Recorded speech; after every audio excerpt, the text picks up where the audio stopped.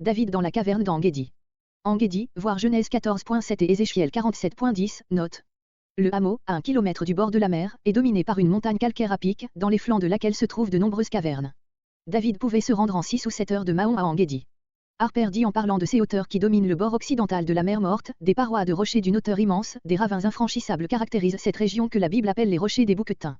C'est décidément ce que j'ai vu de plus sauvage, sans en excepte le Sinaï. Verset 3. Sur les rochers des bouquetins, jusque dans les lieux les plus escarpés. C'était à cette contrée que Gad pensait sans doute lorsqu'il renvoyait David en Jude, 1 Samuel 22.5. Verset 4. Parc des brebis, une zone de pâturage que Saül traverse en descendant de ces hauteurs. D'après Harper, il se trouve là des grottes devant l'ouverture desquelles s'étendent des enclos formés par des murs garnis de fagots d'épines. En temps ordinaire, ces parcs servent d'abri aux troupeaux, qui se réfugient en hiver dans l'intérieur des cavernes.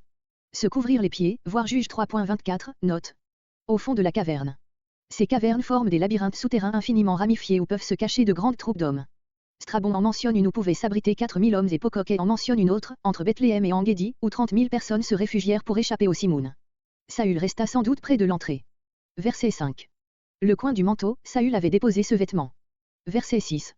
Le cœur lui battit, de crainte d'avoir déjà par cet acte porté atteinte au respect du haut roi.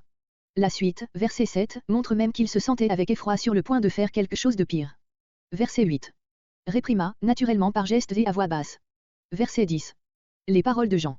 David savait qu'il y avait à la cour de Saül des gens qui l'excitaient contre lui, de là des plaintes comme celles que nous lisons dans divers psaumes.